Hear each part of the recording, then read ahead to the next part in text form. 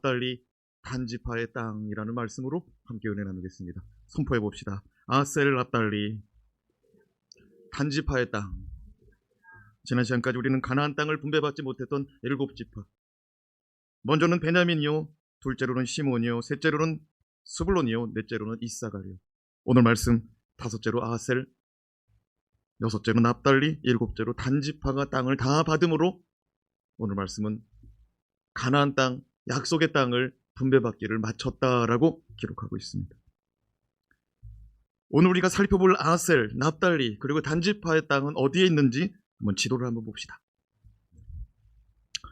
네, 우리 지도를 보면 우리가 너무 많이 봐가지고 이제 머릿속에 외울 수가 있죠. 예, 여기 위에 이제 헬몬산이 있습니다. 만년산이죠. 예, 헬몬산에 솟아난 물이 내려와서 여기 훌라 또는 훌레 호수를 잠깐 적시고 또 내려와서 갈릴리 호수에 모였다가 이 물이 쭉 흘러가지고 사해바다까지 흐르는데 요 갈릴리 호수에서 사해바다까지 흐르는 강줄기를 요단강이라고 하는데 요단강 오른편을 우리는 요단강 동편 땅이라고 말합니다. 이스라엘 백성들이 하나님으로부터 얻게 될 약속의 땅은 사실 요단강 동편이 아니라 서편 지중해 바다를 보고 있는 땅이 하나님이 약속한 땅입니다. 그런데 모세 시대 때 루벤 지파, 갓 지파 그리고 므낫세의 절반의 지파의 사람들이 요단강 동편의 땅을 보더니 너무 좋은 거예요. 그래서 우리가 여기 머물게 해달라고 모세에게 부탁합니다. 그랬더니 모세가 뭐라고 그래요? 야, 가나안 땅 들어가지도 않았다. 그런데 너희가 지금 여기 땅 좋다고, 너희가 사람이 많다고, 여기서 살겠다고 그러면은 나머지 9지파 반은 아직 요단강 건너가서 가나안 정복 정쟁도 하지도 않았는데 너들 여기서 주저앉으면은 9지파 반은 다 기운 빠지고 사기가 떨어지는데 이놈들 하고 야단을 쳤더니 이 2지파 반 루벤, 갓지파, 므낫세의 절반의 사람들이 뭐라 그럽니까? 우리가 요단강 건너가서 가나안 정복 전쟁이 끝날 때까지 최선을 다하여 앞장서서 싸우겠습니다. 모세가 그러면 그 약속을 지키는 조건으로 이 땅을 주겠노라. 그러고 나서 이제 이들이 루벤, 갓, 므낫세의 절반의 사람들이 땅을 먼저 분배받고 이제 여호수아와 함께 요단강 건너가 가지고 어느 지파가 가장 먼저 땅을 분배받았죠? 유다지파. 유다지파가 땅을 분배받고 그 다음에 유다지파 다음에는 요셉지파. 요셉지파의 첫째 아들은 므낫세요, 둘째 아들은 에브라임. 그래서 므낫세와 에브라임이 땅을 분배받습니다. 그러고 나서 지난 시간에 보니까 베냐민 지파가 그 다음에 땅을 분배받았고요. 그 다음에 받은 사람들이 시몬 지파였고 그 다음에 받은 사람들이 스불론과 이사갈 지파였습니다. 그러고 나서 오늘 말씀 나머지 세 지파, 아셀 지파 해안가에 있죠. 지금 해안가에 있어요. 여기서 보면은 여기서 조금만 더 올라가면은 레바논의 백항목 유명하죠. 레바논의 두로와 시돈이 여기 위치해 있습니다.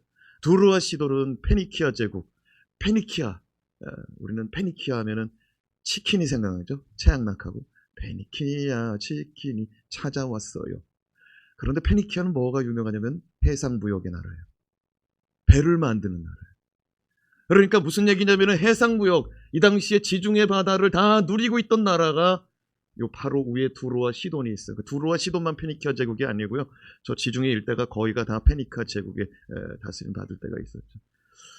자, 그리고 나서 납달리가 어디 있습니까? 납달리를 보니까 헬몬산에서 내려오는 물줄기 훌라저수지 그리고 갈릴리 호수를 다 지금 품고 있네요. 자, 그 다음에 단지파 어디 있습니까? 단지파 찾았습니까? 어디 있어요? 에브라임 밑에 유다 사이에 있습니다. 자, 이것을 머릿속에 넣고서 오늘 말씀도 살펴보도록 하겠습니다.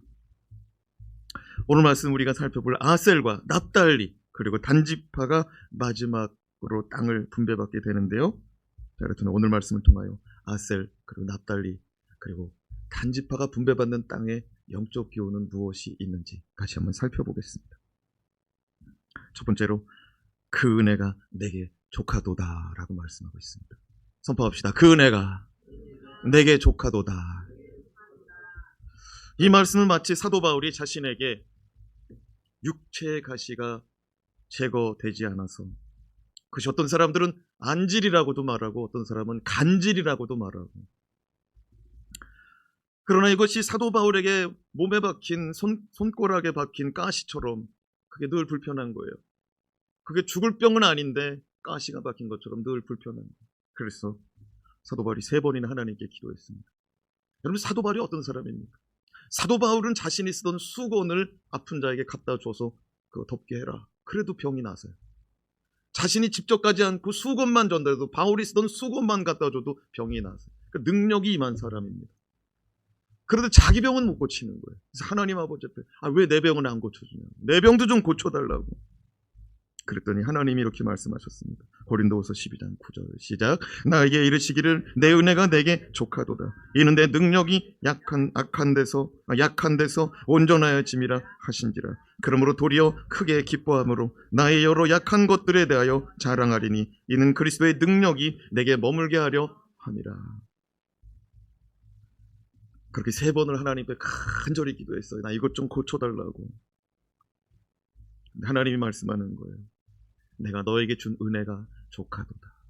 내가 너에게 준 은혜가 족하도다라고 말씀하더라고요.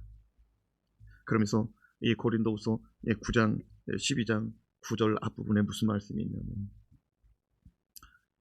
내가 여러 계시를 받은 것이 지극히 크므로 하나님이 내가 너무 자만하지 않게 하시려고 내게 육체의 가시를 남겨두었노라라고 고백하더라고요. 내가 너무나 큰 것들을 보고 내가 너무나 큰 은사를 받았기 때문에 내가 너무 자만하지 않게 하려고 내게 육체의 가시를 남겨두었노라. 바울은 하나님이 내가 너에게 준 은혜가 족하도다라고 말할 때 아멘으로 받고 다시는 그 기도 안 하고 자신에게 주어진 사명을 감당하며 최선을 다하여 살다가 마침내 순교하고 주님 나라를 갑니다. 하나님 말씀합니다. 내가 너에게 준 은혜가 많은데 넌 왜 없는 것을 가지고 늘어지느냐. 우리는 살면서 우리가 선택하지 않은 것들이 마음에 들지 않을 수가 있습니다. 제일 먼저는 우리는 부모를 선택하지 않았죠. 부모도 우리를 선택하지 않았습니다. 그러나 하나님은 우리에게 알맞은 부모를 주시고 알맞은 자녀를 주신 줄로 믿습니다. 만약 그것이 족한 은혜로 다가오지 않으면 인생이 상당히 불만족스럽고 감사가 없이 살아가게 됩니다. 야곱의 12아들, 야곱이 낳은 아들도 야곱이 첫째 아들은 이런 아들을 낳아야겠다, 둘째 아들은 이런 아들을 낳아야겠다, 이런 계획이 없었습니다.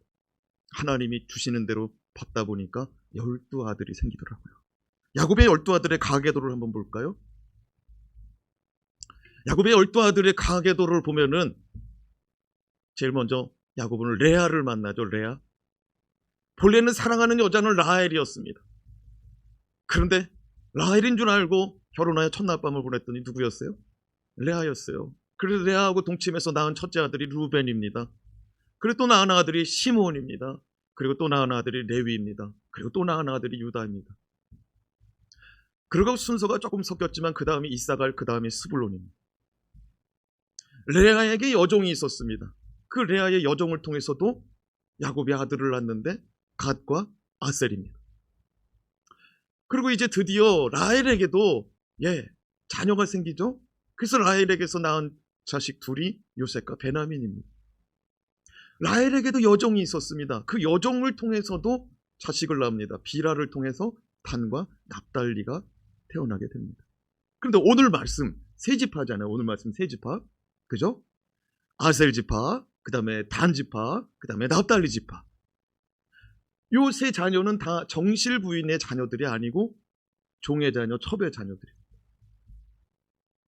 사랑하는 여러분, 어떤 자식이 첩의 자식으로 태어나기를 원하겠어요? 여러분이라면 어느 자식, 어느 부모로 태어나고 싶어요? 사랑하는 여러분, 다 정실 부인의 아들로 태어나고 싶고 명문가 집안에 태어나고 싶고 좋은 유전자 받고 싶고, 키가 작은 사람은 키가 큰 사람 부러워하듯이 머리가 나쁜 사람은 머리가 좋은 집안 부러워하고 얼굴이 또 이쁜 거 부러워하는 사람은 그런 집안 유전자를 갖고 싶어요. 살면서 다 내가 원하는 그런 부모 밑에서 내가 태어났으면 하는 바람이 있는데, 야곱의 12아들은 하나도 내가 원하는 대로 태어나지도 않고 야곱도 12아들을 내가 그렇게 낳고 싶어서 낳은 게 아니에요. 그런데 하나님은요, 이 12아들을 다 하나님의 자녀 삼으실 뿐만 아니라 믿음의 조상의 믿음의 모델들로 다 세워놓더라 이 말이에요. 여러분, 하나님은요 헬라인에게나 또 이방인에게나 종이나 자유인에게나 모든 믿는 자들에게 하나님의 자녀가 되는 은혜를 주셨다라고 성경은 기록하고 있더라고요. 주 안에서 바라보면 모든 게 은혜가 됩니다. 할렐루야. 주 안에서 바라보면 모든 게 은혜가 돼요. 아셀, 납달리, 단 그리고 갓 지파 하나님으로부터 복이 많이 받아가지고 요단 동편의 땅을 먼저 받았죠. 그럼 남은 이제 정실 부인이 아닌 이 첩의 아들들 가운데 남은 사람들이 아셀 지파와 납달리 지파와 그 다음에 단 지파예요. 근데 이들은 자기들이 그렇게 태어나고 싶었겠냐고요. 자기들은 그렇게 태어나고 싶은 마음이 없어요. 그러나 이 모든 것이 내게 주어진 은혜라고 생각하면 복이 된다 이거예요. 근데 여기서 이게 시작이 안 되잖아요. 그 다음부터 은혜가 안 돼요. 한번 선포해 봅시다. 내가 받은 은혜가 족합니다. 이 고백이 시작이 안 되면은 신앙생활이 안 풀려요. 이 고백이 시작이 돼야 돼요. 은혜로 여기면 은혜가 됩니다. 그러나 은혜로 받지 못하면 은혜가 안 됩니다. 하나님은 이전에 야곱을 통해서 그리고 모세를 통해서 12지파를 축복하셨습니다. 하나님은 야곱을 통해서 아세지파를 축복하시기를 창세기 49장 21절에 이렇게 기록합니다. 시작. 아셀에게서 나는 먹을 것은 기름진 것이라 그가 왕의 수라상을 차리리로다. 이게 언제적 얘기입니까? 그러면 아브라함이 400년이 지나고 나서 너의 자손이 애굽에서 돌아올 것이다. 그 말씀 그대로 야곱이 요셉이 사는 동네로 가서 요셉이 애굽의 총리로 있을 때 애굽 고센 땅으로 가가지고 430년을 거기서 지내다가 나옵니다. 그런데 야곱이 그곳으로 내려가서 430년 지나기 전에 그가 죽어요. 애굽에서 죽어요. 그 야곱이 죽을 때 12아들들 다 오라고 해가지고 12아들들 한 사람씩 다 불러가지고 안수기도 해서 다 축복기도 합니다. 그 가운데 아셀 지파에게 이렇게 말하는 거예요. 아셀에게서 나는 먹을 것은 기름진 것이다. 야곱이 하나님을 통해서 보고 듣고 예언을 해주는 거예요. 그 말씀 그대로 그들이 그 땅을 받게 됩니다. 사실 그 땅을 받을 때는 그들이 그게 어떤 땅인지 몰랐어요. 근데 가서 살다 보니까 그 땅이 기름진 땅이었던 거예요. 그런데 그 기름진 것이 왕의 수라상에 올라간대요. 창세기 49장 21절에. 여러분 왕의 수라상에 올라가는 음식은 귀한 겁니다. 좀 전에 영광 순교자가 한국교회에서 제일 많이 나온 교회 주일학교 아이들도 22명이 돌 매달고 수장당했다고 그러죠. 그 77명이나 죽은 그 영광군 거기 유명한 게 뭐예요? 그 영광물기 그거 어디로 가는 거예요? 올라가는 거예요. 한양으로. 각 도성에 좋은 것들이 나면은 왕의 수라상으로 가는 거예요. 그런데 아셀 지파의 땅에서 나는 것은 그런 것들이 많이 올라간대요. 땅이 기름지다는 거예요. 그리고 신명기 33장 24절에 보니까 모세가 또 출애굽하고 광야에서 가나안 땅 들어갈 때 12지파를 모아놓고 한 지파씩 또 다 축복해 줍니다. 그것 또한 하나님이 모세에게 보여주고 들려준 땅이에요. 자, 읽어봅시다. 아셀 지파 시작. 아셀에 대하여는 일러스되 아셀은 아들들 중에 더 복을 받으며 그의 형제에게 기쁨이 되며 그의 발이 기름에 잠기를지로다. 아셀은 다른 형제들보다 더 복을 받을 것이다. 할렐루야. 근데 여러분 상식적으로는 인간적으로는요. 첩의 자식이 다른 자식들보다 더 복을 받는다. 이게 우리나라 유교 개념에서는 이게 안 되는 거예요. 하나님은 첩의 자식이든 그게 정실부인이든 상관없다. 하나님이 복을 주시고자 하면 그 복은 임하는 줄로 믿습니다. 하나님이 복을 주시고자 하면 임하는 거예요. 그리고 아셀은 그의 형제에게 기쁨이 될 것이다 라고 말합니다. 아셀은 그의 형제에게 기쁨이 될 것이다. 그리고 그의 발에 기름에 잠기를 지다. 여러분 무슨 얘기냐면은 아셀 지파의 땅이 기름지다는 거예요. 뭘 심으면은 아주 풍성하게 그게 맺혀진다 이거예요. 그리고 거기서 나는 것을 형제에게 나눠줌으로 형제들이 기쁨을 얻는다. 다른 형제들보다 복을 받은 이유가 뭐예요? 그 나눠주죠. 다시 한번 읽어봐요. 신명기 33장 24절 시작. 아셀에 대하여는 일러스되 아셀은 아들들 중에 더 복을 받으며 그의 형제에게 기쁨이 되며 그의 발에 기름이 잠길지어다. 아들들 중에 복을 받았어요. 그 복을 받고 다른 형제들에게 기쁨이 되게 하기 위해서. 여러분, 복을 받는 이유가 나누고 베푸고 섬기는, 지난주에 성숙의 삶을 위해서 복을 받아야 된다. 여러분, 복을 받는 이유가 나누고 베풀고 섬기는 인생 되길 바랍니다. 여러분, 아셀 지파의 땅은 지도를 보고 말씀드린 대로 해안가에 위치했습니다. 그래서 바다에서 나는 것도 얻고 땅에서 나는 것도 얻어요. 그리고 무역해서도 먹고 살아요. 슬로보니게 여인이 있잖아요. 슬로보니게 여인이 이 지파가 사는 땅이에요. 슬로보니게라는 말은 수리아 그리고 페니키아라는 말이 합쳐진 거예요. 여러분, 이 땅은 굉장히 부유한 땅, 물질의 축복을 받은 땅입니다. 하나님께서 아셀 지파에게 주신 땅. 그러나 아셀 지파가 이것을 하나님의 은혜로 여기지 않으면 그건 못 얻고 못 누립니다. 또 납달리 지파도 살펴봅시다. 납달리도 라헬의 여종 비라에게서 태어났습니다. 종의 자식입니다. 그런데 야곱이 하나님을 통해서 납달리를 축복하는데 뭐라고 축복하냐면 창세기 49장 21절 시작. 납달리는 노인 암사슴이라 아름다운 소리를 바라는도다. 납달리는 어떤 인생이래요? 노인 암사슴. 그 무슨 말이냐면 사슴을 묶어놓고 기를 수가 있어요. 울타리에 가로놓고 기를 수가 있어요. 근데 납달리는 자유로운 인생이다. 사슴이 자유롭게 뛰어다니는 모습을 생각해봐요. 펄쩍. 그리고 납달리를 향하여서 뭐라고 말하냐면 너는 노인 안사슴이라 그리고 아름다운 소리를 바라는도다. 납달리 지파는 찬양의 은사가 있는 집안이에요. 집안 대대로 뱃소리, 목소리가 좋은 집안이에요. 모세는 납달리 지파에 대하여 이렇게 축복합니다. 신명기 33장 23절 시작. 납달리에 대하여는 일러스되 은혜가 풍성하고 여호와의 복이 가득한 납달리여 너는 서쪽과 남쪽을 차지할지로다. 납달리에 대해서 뭐라고 말하면 너는 은혜가 풍성하고 여호와의 복이 가득하다. 여러분, 은혜가 저와 여러분에게 임하기를 바랍니다. 은혜가 풍성하고 복이 가득하다. 납달리는 아셀 지파보다도 더 풍요로운 땅입니다. 우리가 지도를 봤지만 납달리는 갈릴리 호수 그리고 헬몬산 아래서 내려오는 물줄기 그리고 중간에 잠깐 머물렀다가 물이 빠져나가는 훌라 또는 훌레 호수 그 주변 땅이 다 납달리 땅. 납달리는 이스라엘에서 가장 기름지고 가장 풍요로운 1등 땅입니다. 이렇게 해서 하나님께서 12지파에게 주신 땅은 모두 그들에게 축복이 되고 그들에게 복이 되는 땅으로 주어지더라고요. 그런데 단지파가 하나님 주신 은혜를 귀히 여기지 못하고 그 은혜를 지키지 못합니다.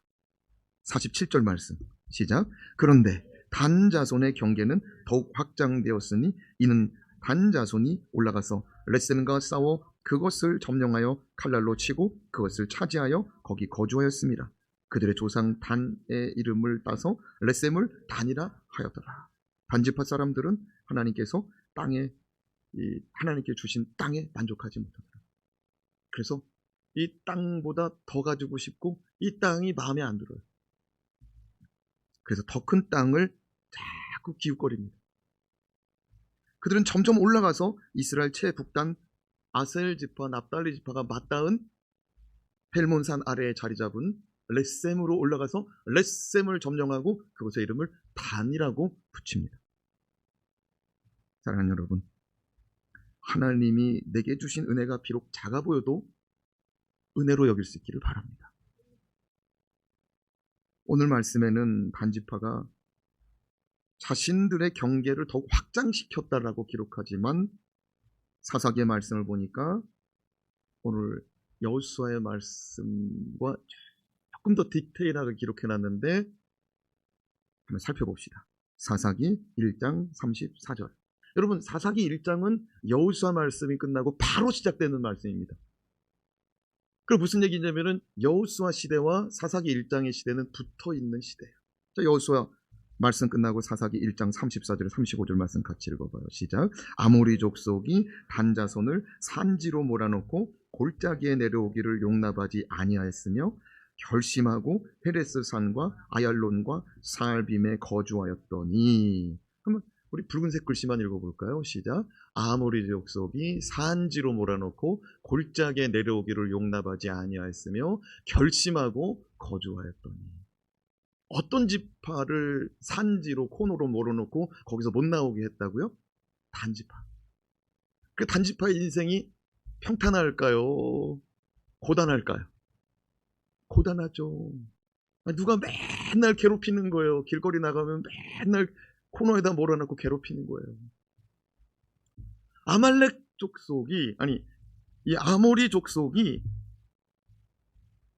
단자손이 그냥 이렇게 하나님으로부터 얻은 땅에서 자유롭게 살지 못하도록 그냥 몰아갔대요. 산속으로 들어가라고. 그랬더니 이 사람들이 나중에는 결심하고 거기에서 살아버렸대요. 누구 땅에서? 단지파 땅. 근데 시간이 지나서요. 오늘 말씀 사사기 1장 35절 말씀 다시 올려봐요. 요셉의 가문이, 시간이 지나고서 요셉의 가문이 힘이 강성함에 아모리 족속이 마침내는 노역을 하였다라고 기록합니다. 그 무슨 말이냐면은 처음에 가나안 땅을 분배받고 가나안 땅에 들어가 살을 때는 이 에브라임 지파 요셉의 자손들도 자기 땅을 관리해야 되는 거예요. 그렇지 않아요? 이사 가면은 집 청소도 하고 집을 꾸며야 될 거 아닙니까? 그러니까 에브라임 사람들도 자기가 얻은 땅 성 무너진데 성 수축하고 막 이러는 거예요. 그런데 단지파 사람들은 들어가자마자 코너에 몰린 거예요. 그래서 굉장히 마음이 어려웠던 거예요. 근데 시간이 지나고서 에브라임 사람들이 바로 옆에 붙었잖아요. 그 지도 한번 올려볼까요? 단지파가 어디 있는지 다시 한번 머릿속에 그려봐요. 자, 단지파가 여기 있잖아요. 여기. 단지파가 여기 있는데 에브라임이 붙었잖아요. 또 이 단지파 땅에 지금 아모리 족속이 들어와가지고 요 산속으로 막 몰아넣었다 이거예요. 그래가지고 산속에 숨어 사는 거예요. 단지파 사람들이. 아모리 족속 무서워가지고. 그런데 시간이 지나니까 아모리 족속을 저 에브라임 사람들이 내려와가지고 아모리 족속을 붙잡고 종살이 시켰다. 우리가 여기서 눈여겨볼 점이 첫째, 단지파 사람들을 괴롭히는 사람들이 있었으니 그들은 아모리 족속이었다. 둘째, 아모리 사람들은 그들을 산지로 몰아넣고 거기 살기로 작정하고 거기 거주했다. 셋째, 그런데 요셉의 가문이 그 곁에 살고 있었는데 요셉의 가문이 힘이 점점 좋아져서 그들을 노예 삼아버렸다. 자, 이게 1장입니다. 사사기 1장. 그런데 사사기 18장에 단지파 사람들이 또 등장해요. 그러니까 무슨 얘기냐면 1장에서 등장하고 18장에 등장한다는 거는 시간이 많이 지났다는 거예요. 자, 시간이 지나고 사사기 18장의 단지파의 모습을 한번 더 읽어봅시다. 시작. 그때 이스라엘에 왕이 없었고 단지파는 그때 거주할 기업의 땅을 구하는 중이었으니 이는 그들이 이스라엘 지파 중에서 그때까지 기업을 분배받지 못하였습니다. 아니, 여호수아 시대에 땅을 받았어요, 못 받았어요? 받았잖아요.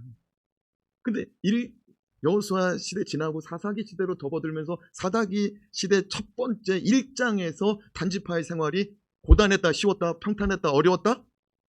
고단하고 어려웠다 이거예요. 그러니까 아몰렉 족속이 괴롭히니까 그들이 어떻게 한 거예요 지금? 그 땅을 벗어나 버린 거예요. 그 땅에서 나가서 오늘 말씀 봐봐요. 사사기 18장 1절. 단지파는 그때 거주할 기업의 땅을 구하는 중이에요. 아니 주셨는데 왜 구하러 다녀요? 주셨는데 왜 구하러 다녀요? 그거는 아모리 족속이 계속 괴롭히니까 뛰쳐나간 거예요. 그런데 거기서 하나님이 주신 땅인 줄로 믿고 버텼으면 어떻게 돼요? 에브라임 지파가 힘이 세져가지고 도와주러 내려오는 거예요. 에브라임 지파가 힘이 세져가지고 힘이 강성해져서 그들을 종으로 삼았대요. 그때까지 못 기다린 거예요. 그때까지. 그래서 사사기 18장 2절 말씀 또 읽어봐요. 그들이 떠도는 거예요. 떠도는 거예요. 떠돌다가 그들이 정탐꾼을 보내가지고 자기들이 얻을 땅을 쳤더라고요. 2절 말씀 읽어봐요. 시작. 단 자손이 소라와 에스다올에서부터 그들의 가족 가운데 용맹스러운 5사람을 보내어 땅을 정탐하고 살피게 하며 그들에게 이르되 너희는 가서 땅을 살펴보라 하며 그들이 에브라임 산지에 가서 미가의 집에 이르러 거기서 유숙하니라. 단 자손들은 그렇게 자기들의 땅을 버리고 이제 떠돕니다. 떠돌아요. 떠돌다가 정탐꾼들을 보내요. 왜냐면 다 같이 떠돌면 힘드니까. 그 정탐꾼들을 보내가지고 그 정탐꾼들이 올라가다가 중간에 에브라임 산지에 들렸대요. 그러니까 단지파 위에가 에브라임 땅이잖아요. 그 지도상으로 봤을 때 단지파 위에 에브라임 산지잖아요. 그래서 올라가는 거예요. 우리 주변에 땅이 어딨나. 또 올라가는 거예요. 정탐꾼들이. 올라가다 보니까 제사장 집안이 하나 있는데 미가라는 제사장의 집이에요. 그래서 들어가 봤어요. 거기서 하룻밤 묵어요. 기생 라합의 집에서 묵는 것처럼. 거기서 묵어요. 보니까 거기에 제사장이라는 거예요. 그래서 거기서 머물다가 그들이 길을 떠납니다. 길을 떠나서 어디까지 올라가냐면은 이스라엘 납달리하고 또 어디 지파죠? 저 위에 아셀 지파 땅까지 올라가요. 여기도 거할 곳이 없구나. 그리고 더 올라가요. 납달리와 아셀 지파를 더 올라가요. 거기가 어디냐면 헬몬산 아래에 있는 단. 근데 지금은 단이지만 지금은 거길 텔단이라고 말하지만 그때 당시에는 레셈이라고도 말하고 여호수아에서는 레셈이라고 말하고 사사기에서는 라이스라고 말해요. 거기를 가요. 거기를 갔더니 거기가 너무너무 평화로운 땅이더래요. 사람들이 여기 살고 있는지를 모르는 거예요. 여러분 영화를 보셨는지 모르겠어요. 웰컴 투 동막골. 동막골 봤어요?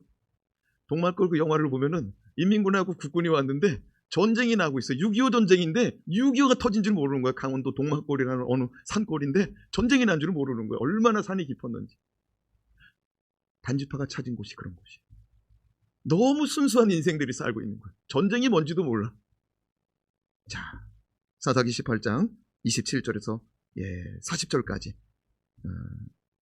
같이 한번 읽어봅시다. 시작.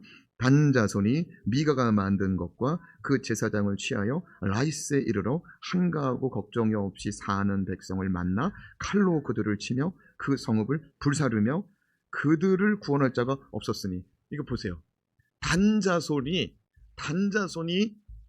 저 북쪽의 땅으로 올라갔는데 거기 가보니까 거기 사람들은 한가하고 걱정이 없고 전쟁이 뭔지 모르는 사람들이에요.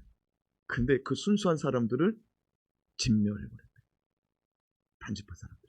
자기 땅 잊어버리고 남의 땅에 가가지고 거기 사는 사람들을 완전히 진멸해버리고 뺏어버립니다. 근데 하나님은 저 레셈의 땅, 라이스의 땅의 사람들을 죽이라는 말씀이 없었어요. 근데 자기 거 잃어버리고 가가지고 저기 가가지고 아모리 족속한테는 그렇게 힘도 못 쓰는 사람이 저기 레셈의 땅에 가가지고 막 난리를 친 거예요. 자, 그리고 나서 28절 또 읽어봐요. 시작. 그들을 구원할 자가 없었으니 그 성읍이 베드로 가까운 골짜기에 있어서 시돈과 거리가 멀고 상종하는 사람도 없었어요. 아무도 안 찾아오는 그런 산골짜기거든요. 단 자손이 거기서 뭐 했대요? 성읍을 세우고 거기 거주하면서 이스라엘에서 태어난 그들의 조상 단의 이름을 따라 그 성읍을 단이라 하니라. 그 성읍의 본 이름은 라이스였더라. 근데 여호수아에서는 뭐라고 그랬어요? 레셈이라고 했어요. 레셈. 라이스라는 땅을 단으로 바꿔버렸습니다. 그리고 단 자손이 30절 단 자손이 자기들을 위하여 그 새긴 신상을 세웠고 뭘 세웠대요? 우상을 세웠다 이 말이에요. 거기 가서 모세의 손자요 게르솜의 아들인 요나단과 그의 자손은 단지파의 제사장이 되어 그 땅 백성이 사로잡히는 날까지 이르렀더라. 하나님의 집이 실로에 있을 동안에. 실로가 어딘지 알죠? 여호수아가 7지파 땅 분배받고 그 땅을 정복하라고 하기 위해서 힘 주기 위해서 길갈에 있는 성막을 실로로 옮겨다 놓은 그 자리. 그 실로에 있던 성전이 언제까지 그 자리에 있냐면 다윗 시대까지 거기 있어요. 다윗 시대까지.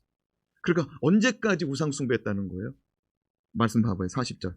하나님의 집이 실로에 있을 동안에 미가가 만든 바 새긴 신상이 단 자손에게 있었더라. 그러니까 여러분, 하나님이 은혜를 주셨는데 그 은혜를 던져버린 거예요. 은혜를 던져버린. 그러고 나서 바깥에서 더 좋은 은혜가 어딨나 찾아보다가 저 위까지 간 거예요. 그래서 그 땅을 뺏어야 되니까 거기 가지고 막 무력을 행사한 거예요. 거기 사람들을 다 죽여버린 거예요. 그러고 나서 거기서 자기네들의 터전을 삼는데 거기까지도 오케이. 근데 거기서 뭐예요? 자기들을 위해서 신상을 세웠다는 거예요. 그러니까 신앙을 누구를 위해서 하는 거예요? 자기들을 위해서. 여러분, 신앙은 하나님 바라보고 사는 것이 신앙인 줄로 믿습니다. 하나님 보고 사는 거예요. 하나님의 것을 만족하지 못하고 자신들의 생각대로 자신들의 방법대로 살아가는 자들은 하나님의 은혜를 잃어버릴 뿐 아니라 자신들의 나라를 세우다가 멸망의 도성으로 떨어지게 되더라. 계시록에 보면 마지막 날 이스라엘의 12지파에 대해서 말합니다. 근데 그때 단지파가 사라져요. 단지파가 사라져요. 단지파는 오히려 원수마귀 옛뱀을 따르는 후예가 되어 하나님의 진노를 받게 됩니다. 사랑하는 여러분, 하나님의 은혜에 감사하며 살아갑시다. 하나님이요, 12지파에게 땅을 나눠줄 때 변하지 않는 대원칙이 있었어요. 그게 뭐죠? 그들의 가족대로. 그들의 가족대로 제비 뽑고 그들의 가족대로 기업을 주셨다는 거예요. 그게 무슨 얘기냐면 하나님이 우리 가정, 우리 형편에 맞는 부모 주시고 우리 형편에 맞는 자녀들 주시고 우리 가족, 우리 형편에 맞는 사람들, 친인척을 붙여주시고 우리가 살고 있는 자리, 우리가 살고 있는 곳이 바로 하나님이 인도해 주신 그 은혜의 땅이라는 거예요. 이것이 만약에 아멘, 아멘, 아멘으로 안 나가면 어떻게 돼요? 부모가 왜 이래? 자식이 왜 이래? 어? 뭐가 왜 이래? 뭐가 왜 이래? 이렇게 되는 거예요. 그러나 오늘 말씀, 그리고 12지파에게 주신 하나님이 땅을 분배할 때 대원칙이 뭐예요? 그들의 가족대로 제비 뽑고 그들의 가족대로 기업을 줬다는 거예요. 여러분, 이것이 아멘으로 다가올 수 있기를 바랍니다. 꼭 필요한 것을 줬잖아요. 유다는 사람이 많고 그러니까 땅을 주고, 근데 너무 많이 줬어. 자기들이 알아. 자기들의 것을 나눠주잖아요. 두 어깨 사이에다가 주겠다. 베냐민, 하나님이 지켜주겠잖아요. 기름진 것을 주겠다. 여러분, 해상무역하니까 또 얼마나 좋은 것이 많이 외국에서도 들어오고 그랬겠어요. 바닷가에서도 고기 잡아먹고 육지에서 농사 져서 먹고, 그럼 하나님 말씀 그대로 이루어진 줄 믿습니다. 그런데 유다 지파랑 비교하면은 이게 은혜가 안 돼요. 유다 지파는 125개 성읍이에요. 또 오늘 말씀에 보면은 뭐 22개, 18개 뭐 이래요. 그리고 더군다나 단지파 같은 경우에는 괴롭히는 블레셋 사람들이 거기 다 모여 살고 있었어요. 우리 지금 여기 사무엘상 말씀 묵상하고 있잖아요. 블레셋의 다섯 족속 있잖아요. 요 단지파 땅에 블레셋 족속 세 족속이 살고 있어요. 얼마나 정말 괴로워요. 그런데 요 블레셋 족속이 다윗 시대까지 등장해요. 거기 가드 가사가 다 거기 단지파 땅이에요. 근데 하나님은요, 단지파가 이겨낼 줄로 믿고 거기다 주신 줄로 믿습니다. 하나님이 마귀 자식으로 떨어지려고 그렇게 그거를 결정론으로, 운명론으로, 예정론으로 그걸 하나님이 디자인하신 분이 아니에요. 하나님은 12지파를 그들을 자녀 삼으시고 그들을 이스라엘의 모델로 믿음의 지파를 세울 때만 해도 그 땅 가운데서 다스리고 통치할 것을 그들을 보고 디자인하신 거예요. 근데 그것을 그들이 아멘으로 못 받는 거, 왜? 괴로우니까. 그래서 그들이 자꾸만 주변 땅을 보다가 자꾸 올라가게 된 거예요. 사랑하는 여러분, 하나님은 우리 인생 가운데 꼭 필요한 걸 주시고 우리 가정의 형편, 우리 가족대로 은혜 주시는 분인 줄 믿습니다. 둘째로, 끝까지 신실하라 라고 말씀합니다. 선포합시다. 끝까지 신실하라. 49절 50절 말씀 읽어봐요. 시작. 이스라엘 자손이 그들의 경계를 따라서 기업의 땅 나누기를 마치고 자기들 중에서 눈의 아들 여호수아에게 기업을 주었으니 곧 여호와의 명령대로 여호수아가 요구한 성읍 에브라임 산지 딥나세라를 주매 여호수아가 그 성읍을 건설하고 거기 거주하였더라. 여기 끝까지 신실한 인물이 있으니 그가 누구냐면 여호수아입니다. 여호수아는 모세 때도 신실했어요. 모세가 살아있을 때도. 12지파에서 한 명씩 정탐꾼을 뽑았을 때 10명이 믿음의 말을 하지 않을 때, 믿는 사람답지 않은 말을 할 때 2명, 여호수아하고 갈렙은 믿음의 말을 하고, 그 성경에 뭐라고 기록돼요? 여호수아 갈렙이 성실한 마음으로 보고했다고 그랬어요. 어떤 마음으로 보고했다고요? 성실한 마음. 그 성실함을 보고 모세가 자기의 수종드는 비서로 삼은 거예요. 그 성실함을. 근데 그가 모세에 뒤따라 다니는 길을 40년이에요. 모세를 뒤따라 다니는 길을. 모세 뒤따라 다니면서 한 번도 모세 앞에 등장하지 않아요. 모세 뒤를 따라요. 시내산 올라갈 때도 모세가 올라가고 여호수아가 따라서 올라가요.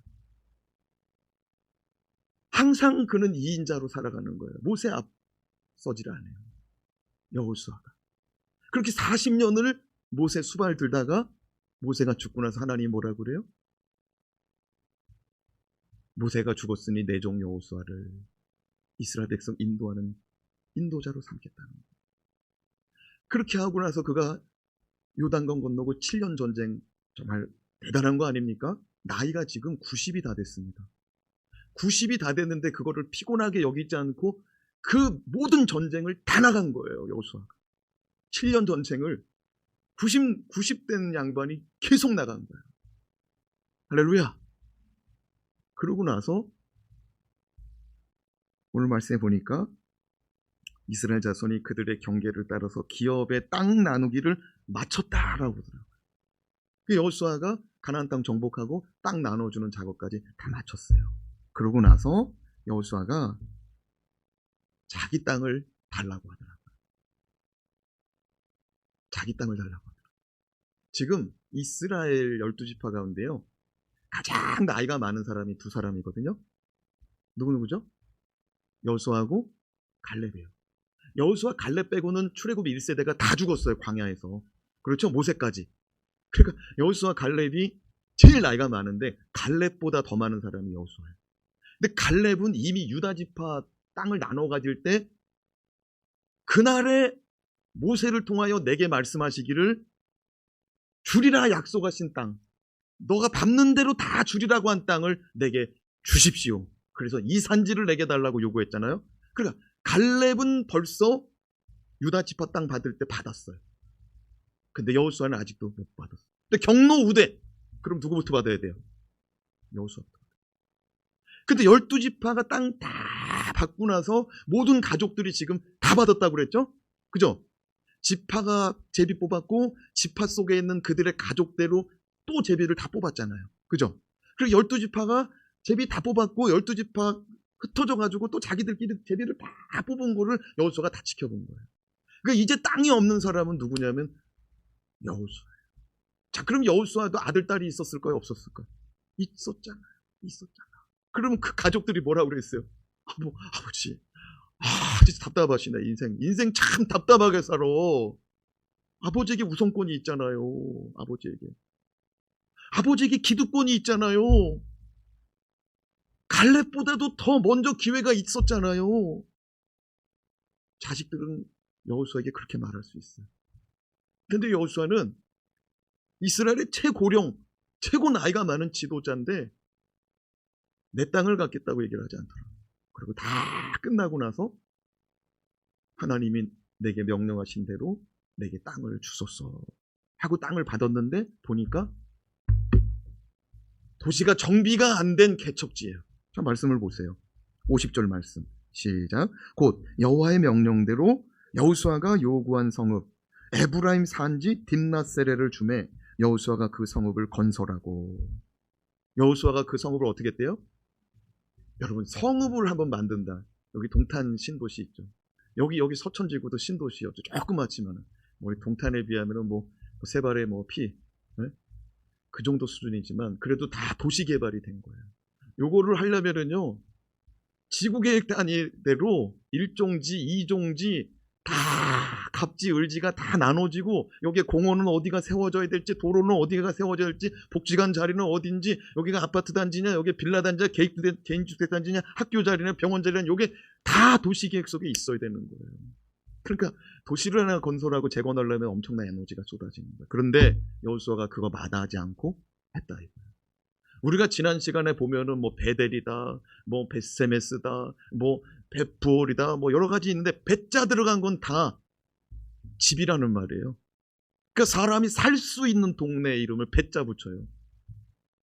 여리고 성 이런 거는 뭐 도시 정비가 제대로 된 땅이고. 그런데 여호수아가 성에 들어간 것도 아니고요, 벳자 붙은 동네에 들어간 것도 아니더라고요. 토지 개발된 데가 벳자예요. 도시 개발된 데가 성이고. 그런데 그런 거 요구할 수 있잖아요. 야, 내가 지금 나이가 많아. 그러니까 이해할 수 있지? 그리고 그거를 할 수 있는데 그걸 안 하더라고요. 산지로 들어갔어요. 단지파 사람들은 산지로 들어가는 것을 못 견뎌했어요. 근데 에브라임은 산지로 들어가더라고요. 아니, 에브라임이 아니고 누구죠? 여호수아. 여호수아는 들어가더라고요. 여러분, 여호수아는 하나님 아버지 앞에 끝까지 신실하게, 성실하게 살아간 줄로 믿습니다. 계시록 2장 10절 말씀에 너는 장차 받을 고난을 두려워하지 말라. 볼지어다 마귀가 장차 너희 가운데서 몇 사람을 옥에 던져 시험을 받게 하리니 너희가 10일 동안 환난을 받으리라. 내가 죽도록 충성하라. 그리하면 내가 생명의 관을 내게 주리라. 예수님 말씀하셨습니다. 사도 요한에게 이렇게 말씀했어요. 너는 죽도록 충성해라.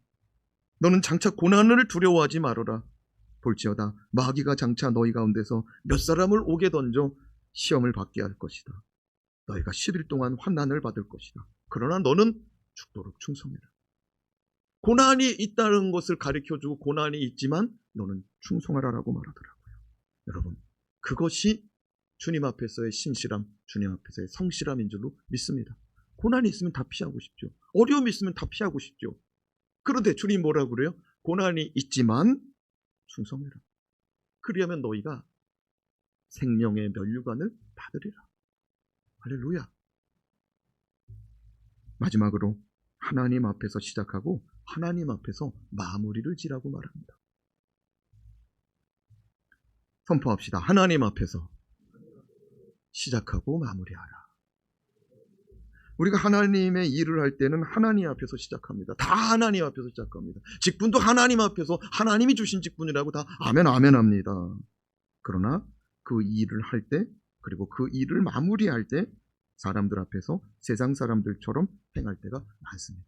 그래서 사도 베드로가 자기 성도들에게 이렇게 말하더라고요. 베드로전서 4장 11절 시작. 만일 누가 말하려면 하나님의 말씀을 하는 것 같이 하고 누가 봉사하려면 하나님이 공급하시는 힘으로 하는 것 같이 하라. 이는 범사에 예수 그리스도로 말미암아 하나님이 영광을 받으시게 하려 함이니 그에게 영광과 권능이 세세에 무궁하도록 이느니라.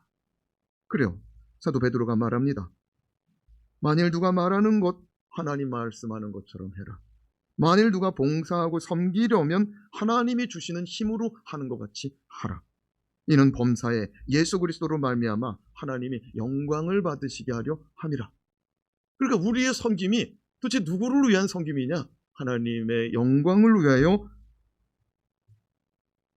섬겨야 된다라고 말씀하면서 그거 너의 힘으로 하는 것처럼 하지 말으라는 거예요. 너의 힘으로 하는 것처럼 하지 말으라는 거예요.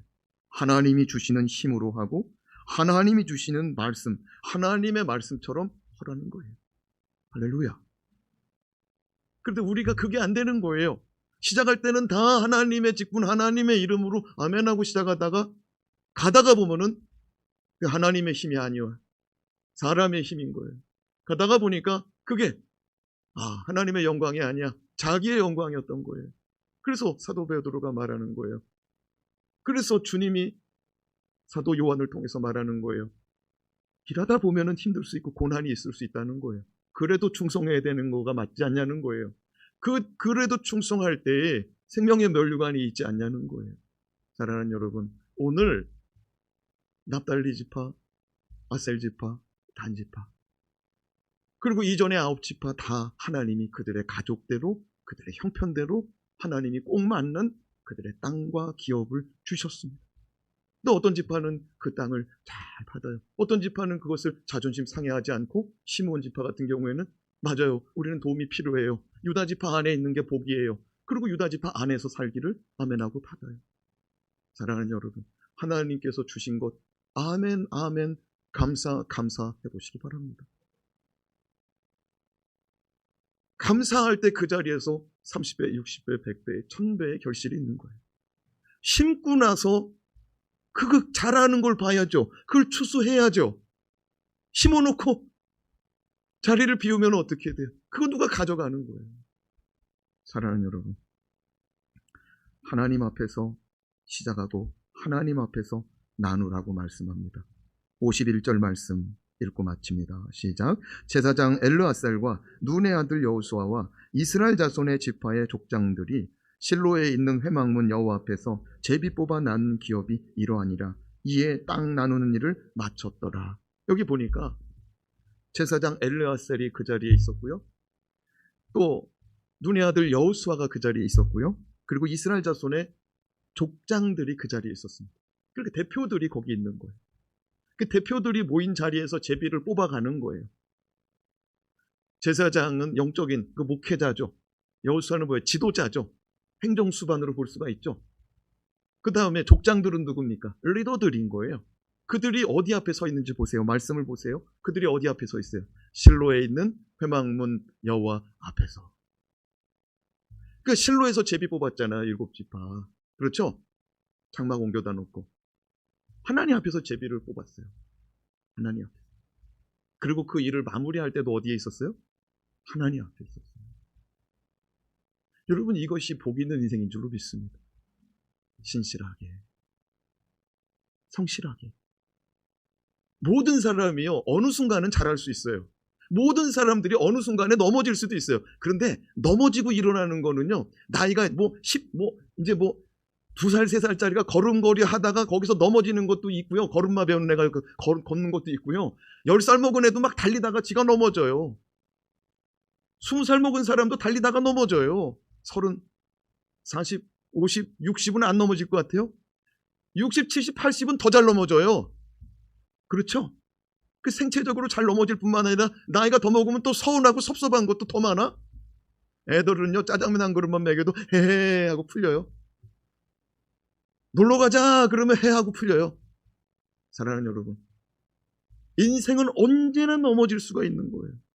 근데 누가 성실하냐는 거예요. 누가 믿음으로 사냐는 거예요. 안 넘어진다는 보장이 있어요? 아유, 나도요, 이번에 우리 비전센터 이거 선언하고 선포하고 기도하자 그러고, 이걸 막 여러분은 뭐 안 끌고 가는 건지 모르겠지만 나는 어쨌든 우리 교회를 끌고 가는 입장인 거예요. 앞에 계신 대장 예수가 있지만 나도 앞에 계신 대장 붙들고 가는 거예요. 나도 이거 끌고 가는데 이 모양 저 모양의 일들이 일어나는데 나도 힘들더라고. 나도 주저앉고 싶더라고. 여러 일들이 터지니까 뜻하지 않는 일들이 막 터져요. 응? 같이 마음을 모으자고 그러는데 전혀 엉뚱한 생각하고 사는 사람들도 있더라고. 그런데요, 나도 주저앉고 싶어도 나도 뒤로 물러나고 싶지만 얼른 하나님 앞에 엎드리는 거예요. 얼른 하나님 앞에. 그게 사명자인 거예요. 그게 믿음으로 사는 거예요. 할렐루야. 여러분에게는 그런 어려움이 없을 것 같아요. 인생 가운데 다 있어요. 신앙생활 하다가 가정 속에서도 이 모양 저 모양이 일어나고, 직장과 과정에서도 이 모양 저 모양이 일어나, 관계 속에서도 이 모양 저 모양이 일어나. 그럼 그렇게 된다고 그냥 뒤로 빠지고 그냥 주저앉고, 여러분, 그거는 계속되는 거예요. 그건 계속되는 거라고요. 그러나 얼른 엎드리는 거예요. 얼른 하나님 앞에서 믿음으로 걸어가는 거예요. 그렇게 해서 마무리가 될 수가 있는 거예요. 할렐루야. 어디를 가면 괜찮을 것 같아요? 하나님이 보내준 자리, 하나님이 인도한 자리라고 단지파가 딱 믿었어 봐요. 할렐루야. 그러더니 나가서 세상 속에서 미가의 집 들어갔더니 거기 우상 단지가 있는 거예요. 이거 뭐냐고 그랬더니 이거 축복의 조각이라는 거예요. 야. 나중에 이제 5명이 정탐꾼들이 이제 북쪽으로 가다가 보고하러 왔거든요. 18장을 읽어보면 우리가 이제 다 사사기 강의 주일 말씀을 했어요. 5명 정탐꾼 보냈잖아요. 그들이 와서 그러는 거예요. 참 좋은 땅을 발견했다는 거예요. 그래서 이제 단지파가 대거 이동을 합니다. 대거 막 군대가 이동하듯이 막 이동을 해요. 그때 미가의 집에 들어가서 거기서 돈 받고 월급쟁이 하던 제사장이 있었거든요. 그 제사장한테 너 우리랑 같이 가자고 그래요. 그래서 그 제사장을 자기 지파의 제사장을 삼아요. 그 자기네들이 의복 제공한다고 그러고 먹고 사는 땅 제공한다고 그러고 그 제사장을 자기들의 목회자로 삼아요. 그 미가의 집에 있던 제사장. 그렇게 되니 결국에는 미가의 집에 있던 우상도 가져오고 미가의 집에서 월급쟁이 하던 그 감옥 제사장도 끌고 가서 자기들의 나라를 세우고 자기들의 신앙을 세우더니 그 신앙이 계속 내려가더라고요. 그 집안에, 그 단지파에. 결국에는 죄악의 우상 숭배로 가더니 계시록 때는 완전히 사라져요. 사랑하는 여러분, 하나님의 은혜를 아멘으로 받읍시다. 하나님의 은혜를. 주신 은혜가 많아요. 주신 은혜가. 그 은혜를 붙들고 인내하고 오래 참고 신실하게 성실하게 충성할 때에 하나님께서 주시는 은혜의 날을 보게 되는 거예요. 저와 여러분에게 이 12지파의 땅 분배 참 어려운 길이거든요. 이 어려운 길 잘 통과했잖아요. 누리시기 바랍니다. 비전센터 예산이 모금이 거의 다 됐습니다. 거의 다 채워졌어요. 우리 하나님께 영광을 먹여서 한번 올립시다. 우리 성도들이 많이 동참하고 또 기도해 주셔가지고 거의 다 동참이 되고 업자를 선정하고 이제는 공사를 이제 지러가면 되는데 성경학교가 이제 시작된다고 그러더라고. 7월 달에. 그래가지고 성경학교 끝나고 좀 들어가야겠다. 왜냐면 성경학교 때 여기를 좀 써야 되는데 공사가 들어가면 이제 못 쓰니까. 그래서 어떤 분은 계속 찾아와서 물어봐요. 목사님 업체 선정됐냐고. 한 달 동안 물어보더라고. 매주마다. 돈이 없어서 못했어요. 돈이 없어서 기도해 주세요. 그랬더니 그분이 돈을 또 어디서 막 모아가지고 또 갖고 오더라고.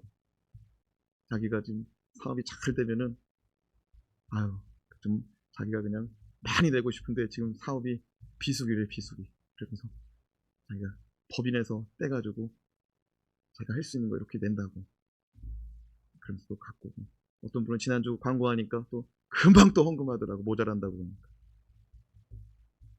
하나님께서 우리에게 비전센터 주시고 그러니까 하나님은 우리보다 한 걸음 앞서 가시는 분인 줄로 믿습니다. 12지파보다 한 걸음이 뭐예요? 야곱 때 벌써 축복기도대로 가잖아요. 그죠? 모세는 그 땅을 보지도 못했어요. 요단강을 건너지도 못했다고요. 그런데 모세는 벌써 하나님이 보여줘가지고 예언하고 축복하잖아요. 근데 그 말씀 그대로 되잖아요. 보지도 않은 사람들이 선포하고 선언한 대로. 할렐루야. 코로나 시대가 이제 벗어나기 시작하잖아요. 전도하고 또 우리 교회에 많은 사람들이 찾아오고 그래서 이거 채워질 줄로 믿습니다. 비전센터가 잘 활용될 줄로 믿습니다. 지금도 벌써 거기 탁구 갔다 와서 탁구 치고 주일학교 애들 놀고 또 기타 치고 피아노 레슨하고 거기서 지금 벌써 쓰고 있어요. 이번에 성경학교도 벌써 쓴다고 그러더라고요. 청소년 수련회도 그렇고. 기도해 주시기 바랍니다. 믿음을 가지고 바라보고 기도하세요. 이루어지는 역사를 보고 하나님이 함께하는지 안 계신지를 보라고요. 하나님이 함께하시는 교회, 함께하시는 역사인 줄로 믿습니다. 기도합니다.